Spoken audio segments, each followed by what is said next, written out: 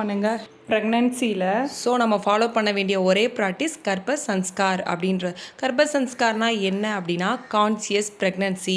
Unborn சைல்டுக்கு நம்ம educate பண்ணுறோம். ABCD இல்லைங்க, எல்லா விதமான mental health, physical health, emotions எல்லாத்தையுமே நம்ம டீச் பண்ணுறோம். கர்ப்ப சன்ஸ்கார்னால் அதில் 3 பில்லர்ஸ் இருக்குங்க.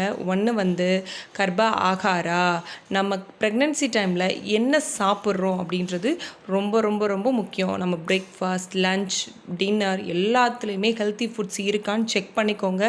ஏன்னா உங்களோட ஃபுட்டு தான் அவங்களோட ஃபவுண்டேஷன் கரெக்டாக இருந்தால் மட்டும்தான் பேபியோட ஒரு ஓவரால் டெவலப்மெண்ட்டுமே நல்லாயிருக்கும். ஸோ அந்த golden period of time pregnancy ஃபுல்லாகவுமே ஒவ்வொரு நாளுமே நீங்கள் கான்சியஸாக இருக்கணும். உங்கள் பிளேட்டில் ஹெல்த்தி ஃபுட்ஸ் இருக்கா அப்படின்னு சொல்லி செக் பண்ணிக்கோங்க. நம்ம ஒவ்வொரு நேரம் சாப்பிடும்போதும் நல்லா ச்சியூ பண்ணி சாப்பிட்ணும்.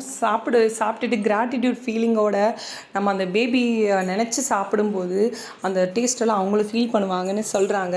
ஏன் அப்படின்னா பின்னாடி குழந்த பிறந்த பிறகு அவங்களுக்கு ஒரு கிரேவிங்ஸ் ஹெல்த்தி ஃபுட்ஸ் மேலே வருது அப்படின்னு ரீசன்ட் ரிசர்ச் வந்து சொல்லியிருக்காங்க.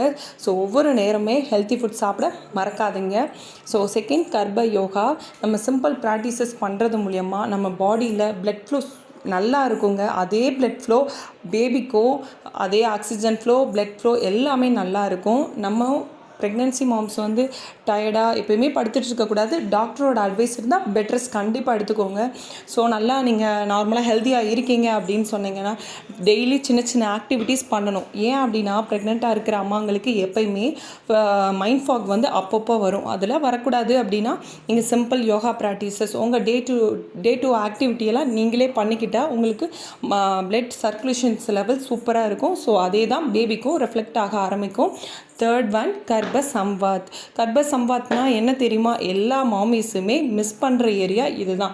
நியூட்ரின்ஸ் எடுத்துப்பாங்க, யோகா கூட பண்ணிப்பாங்க, ஆனால் இந்த ஏரியாவை மிஸ் பண்ணியிருப்பாங்க. இதுதான் அவங்களோட எமோஷ்னல் லெவல் அப்படின்ற அர்த்தம். ஸோ அவங்க ரொம்ப ஹாப்பியாக இருக்கணும். ஹாப்பியாக இருந்தது மட்டும் இல்லாமல் அந்த குழந்தையோட டெய்லி பேசணும். என்னங்க சொல்கிறீங்க, சில்லியாக இருக்கே அப்படின்லாம் நினைக்காதீங்க. நீங்கள் பிறகு எவ்வளோ அந்த லவ் அண்ட் கேரை கொடுக்குறீங்களோ அவங்க வயிற்றில் இருக்கும்போது அவ்வளோ லவ் அண்ட் கேரை நீங்கள் குழந்தைங்களுக்கு பேசணும். நீங்கள் மனசில் வாய் விட்டு பேசணுன்றது கூட இல்லை, மனசில் நினைக்கும் போது உங்கள் உடம்புல ஒரு கெமிக்கல்ஸ் வந்து செக்ரேட் ஆகும். அந்த எமோஷன்ஸ் வந்து குழந்தைகிட்ட போகும் அப்படின்னு ரிசர்ச் வந்து சொல்லியிருக்காங்க. ஸோ ஏன் அப்படின்னா நமக்கும் பேபிக்கும் உள்ள பாண்ட் நியூரோ கெமிக்கல் பாண்ட். நம்ம எவ்வளோ தூரம் ஹாப்பியாக இருக்கோமோ நியூரோ கெமிக்கல் செக்ரேட் ஆகும்.